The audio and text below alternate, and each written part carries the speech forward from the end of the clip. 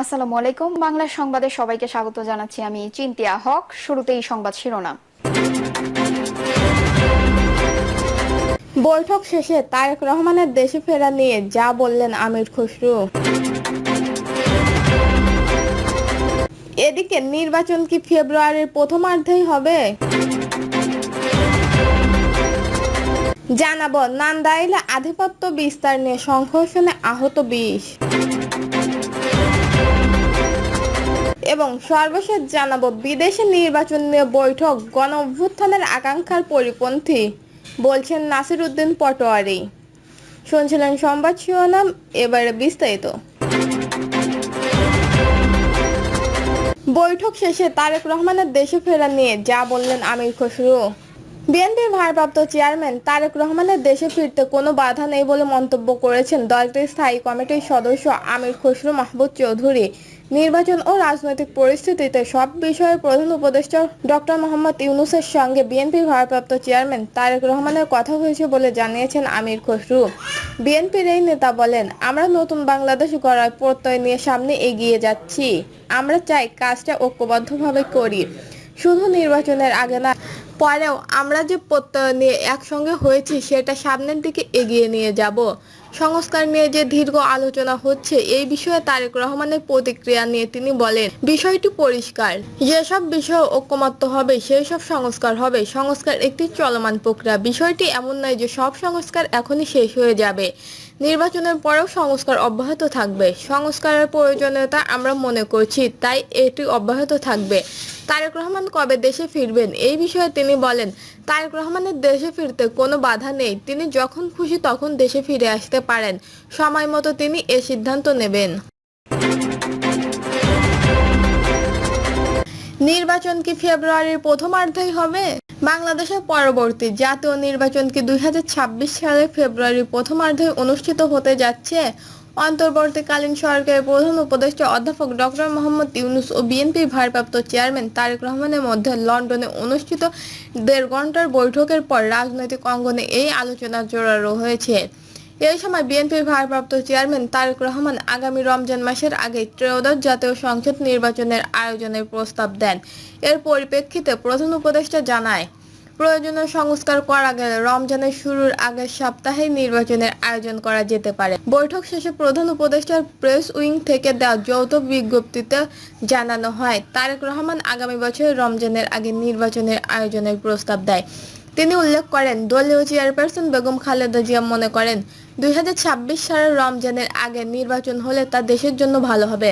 জবাবে ডক্টর ইউনূস বলেন, তিনি এর আগে জাতির উদ্দেশ্যে দেওয়া ঘোষণায় 2026 সালের এপ্রিলের প্রথমার্ধে নির্বাচনের আয়োজনের প্রস্তাব দিয়েছেন। তবে সব প্রস্তুতি সম্পূর্ণ হলে রমজান শুরুর আগের সপ্তাহে নির্বাচনে সম্ভব হলে তিনি তা মত প্রকাশ করেন। প্রধান উপদেষ্টা বলেন, এই সময়ের মধ্যে নির্বাচন করতে সংস্কার ও বিচার বিষয়ে পর্যাপ্ত অগ্রগতি অর্জন করা প্রয়োজন হবে।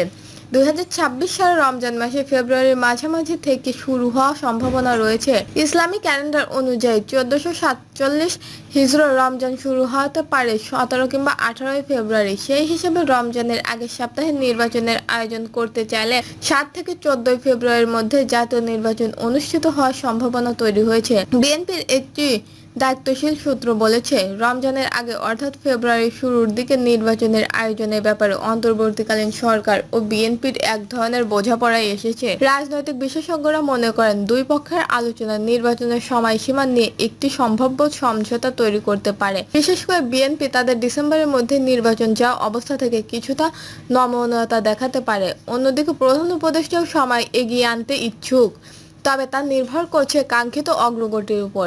লন্ডনের বৈঠকে বোঝাপড়ার ধারাবাহিকতায় অন্তর্বর্তীকালীন সরকার বিচার ও সংস্কার কাজে বিএনপির তরফ থেকে আরও সহযোগিতা পেতে পারে। এই বোঝাপড়ার দিকে ইঙ্গিত করে লেখক ও রাজনৈতিক বিশেষজ্ঞরা মারুফ কামাল হোসেন এবং সোহেল তার ফেসবুক পোস্টে লেখেন, সমঝোতা হয়ে গেছে লন্ডনের বৈঠকে। এই বিষয়ে রাজনীতি বিশেষজ্ঞ ডক্টর মারুফ মল্লিক তার ফেসবুক অ্যাকাউন্টে এক বার্তায় বলেন, কোনো পক্ষেই তারিখ না বললে নির্বাচন জানুয়ারি শেষে বা ফেব্রুয়ারির প্রথমার্ধে হবে বলে বোঝা গেল। যদিও এখন কোনো আনুষ্ঠানিক ঘোষণা আসেনি, তবু এই বৈঠক ও আলোচনার প্রেক্ষিতে বাংলাদেশের রাজনীতিতে একটি নতুন সম্ভাবনার দরজা খুলছে। নির্বাচন ফেব্রুয়ারিতে হলে তা হতে পারে দেশের নতুন রাজনৈতিক যাত্রার সূচনা। নান্দাইলে আধিপত্য বিস্তার নিয়ে সংঘর্ষণে আহত 20।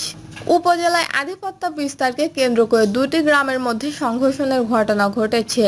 ঘণ্টাব্যাপী এই সংঘর্ষণে দুই গ্রামের অন্তত 20 জন মানুষ আহত হয়েছে। পুলিশ ও সেনাবাহিনীর হস্তক্ষেপে পরিস্থিতি নিয়ন্ত্রণে আসে। জানা গেছে, বেলালাবাদ দত্তপুর বাস স্ট্যান্ড মহাসড়ক অটো স্ট্যান্ডকে কেন্দ্র করে দত্তপুর গ্রামের আনোয়ারুল্লাহ ইসলাম ও উত্তর পালাহার গ্রামে সজন মিয়ার মধ্যে মারধরের ঘটনা ঘটে। এর পরপর থেকে দুই গ্রামের মানুষের মধ্যে উত্তেজনা বিস্তার করছিল। শুক্রবার বিষয়টি নিয়ে বেদালবাদ দত্তপুর বাজার মীমাংসার জন্য বসে স্থানীয়রা। মীমাংসা না হয় এক পর্যায়ে দুই গ্রামের শতাধিক মানুষ দেশীয় অস্ত্র ও ইটপাটকেল নিয়ে সংঘর্ষণে জড়ায়।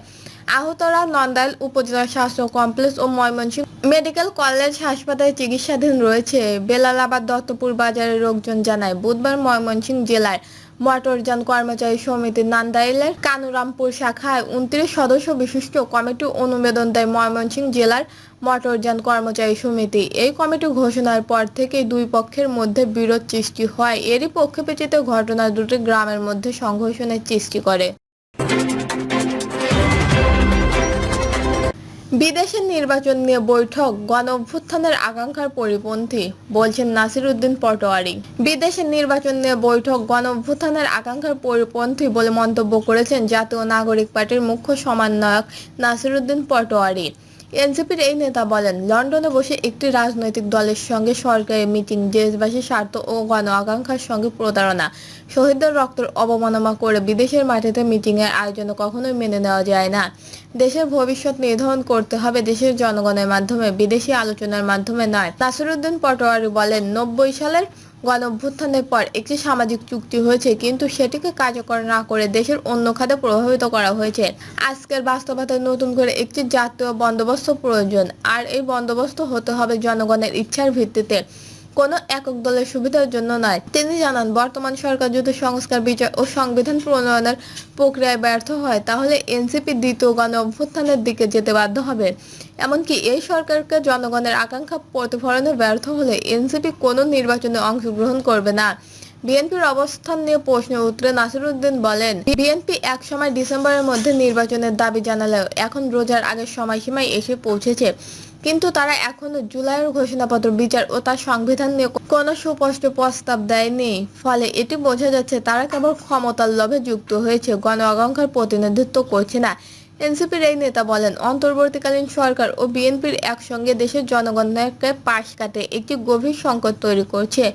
জনগণ অতীতেও লড়াই করেছে, ভবিষ্যতেও করবে। জনগণকে ম্যান্ডেট ছাড়া কোনো সরকারি বৈধ হতে পারে না। তিনি বলেন, শুধু নির্বাচন করলেই তো হবে না, সঠিক বিচার ও সংবিধানের সংস্কার ছাড়া নির্বাচনের কোনো অর্থ নেই।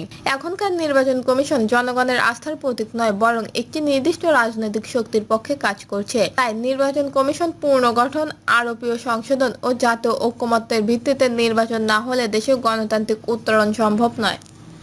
দর্শক, এই ছিল এখনকার সর্বশেষ নিউজটি ভালো লাগলে একটি লাইক দিন, কমেন্টে আপনার মতামত জানান এবং আমাদের পাশে থাকার জন্য বেল বাটনটি অন করে রাখুন। ধন্যবাদ।